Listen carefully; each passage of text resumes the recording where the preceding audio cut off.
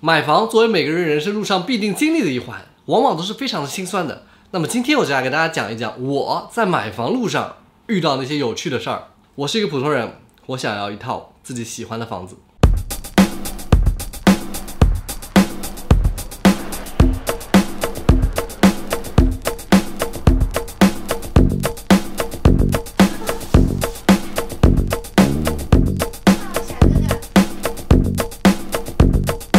我的第一套房子很小啊，是在2018年买的，房产证上写的是59.5个平方，但实际面积呢只有46个平方，公摊面积嘛，大家都懂。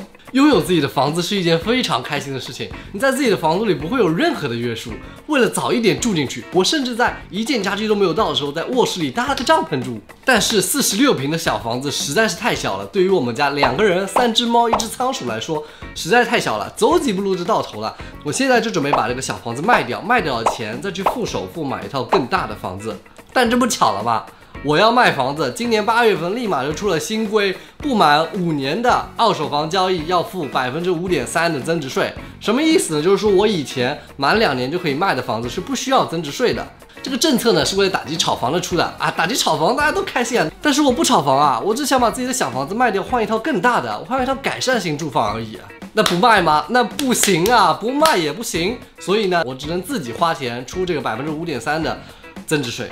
那既然我们要买新房子，大家就跟着我一起去看一看下一套房子。那下一套房子有2个选择，一个是新房，一个是二手房。新房精装修啊，除了软装需要自己买啊，这些东西都是不带的，基本可以直接入住。但是大部分是期房，至少1到2年才能入住。在入住的时候呢，需要交契税和大维修基金啊。如果你问我这2个是什么东西，我也不知道，反正你就是得交给他。二手房分毛坯和精装房，毛坯呢需要自己装修，还需要一笔装修的费用和装修的时间。精装房呢，则是可以直接入住。但是二手房呢，它要多个个税、增值税和中介费。同样的面积和单价的情况下，二手房肯定没有新房合算。啊，有的朋友买二手房可能是为了学区啊，或者更快入住或者地段的原因。那么这样整体算下来的话，我1个月的房贷大概是1万块钱左右。但1万块钱，如果我不买房子，我去租房呢？于是我来到了杭州，这也是我即将会去常住的城市。为了发展，还是要到1线城市来漂泊，而且刚刚好，杭州正好进入了1线城市行列。赚钱嘛，吃点苦那倒也没事儿。杭州呢，我看这一套是今年刚刚精装修的新房。所以买点软装的家具就可以直接入住，面积在127个平方，比我买的房子呢要大不少，而且呢都是落地窗，我特别喜欢。那么这样的房子要多少钱呢？730万，730万，这我得干多少年啊，朋友们？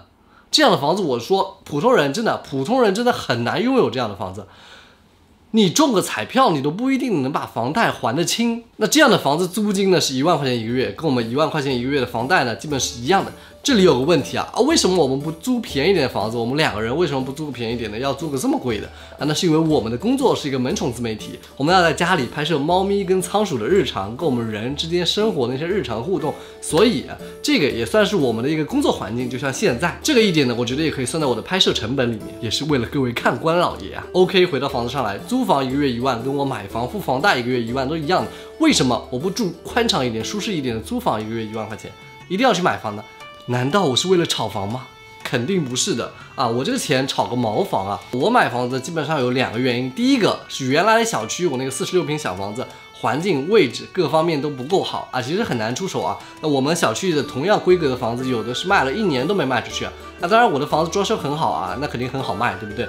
第二个就是买房子跟租房子花出去钱是不一样的，你租房1个月1万块钱花出去，你到后面是看不见的。而你买房子1万块钱1个月花出去，它等于是存在那边，你到期满了之后你是可以拿出来的啊。虽然利息的确是很高啊，房贷利息的确是真的高啊，但是你最后还是能拿出来的，对不对？万一我以后生什么病需要一笔大钱，卖房子真的是个不错的选择。那当然我希望我以后不要生病，好不好？健健康康的过一辈子，平平安安快快乐乐的。我最后反复思考的呢，到底是买新房还是买二手房？因为首先我的房子肯定是买无锡，杭州我买不起，杭州我真买不起，所以我现在去杭州生活，但是呢，我房子又买无锡，我肯定不住，所以呢，我如果买期房，那2年后交房没有什么用，所以我的决定呢是买一套精装的二手房租出去啊，租金呢还可以补贴一下我在杭州这边租房的费用啊，稍微对冲一下，那这样还减小一点我平常的压力。然后呢，等过5年，哎，我无锡新买的这套房子满5年不用增值税了，我再把它卖出去。也许我杭州过几年我想回无锡了，然后我就可以回无锡买套大的，真正自己住起来也更舒服的啊。也许那个时候我应该会有点钱。回家的路上我在想，我奋斗了这么多年，就仅仅是为了一套房子，一套由石头、钢筋、水泥堆出来的房子，耗费了我这么多青春去为一套房子，真的值得吗？我学生时代特别想有一套自己的房子，我会幻想着自己在自己的房子里看日出日落，吃一日三餐啊。但是没有进入社会之前呢，我对自己特别自信啊，以为一切都是很简单的，想要别墅，想要大平层，想要全屋落地窗啊。但在进入社会之后呢，就被狠狠的打脸了。如温社畜996，日复一日，最辛苦的时候，有时同时做3份工作，但在看手上赚的钱呢，对房子的期待从别墅到楼房到公寓，高房价下，我的要求只能一降再降。所以我经常会问自己，努力工作就为了一套由水泥砖头堆出来的方盒子，值得吗？那么答案是值得的。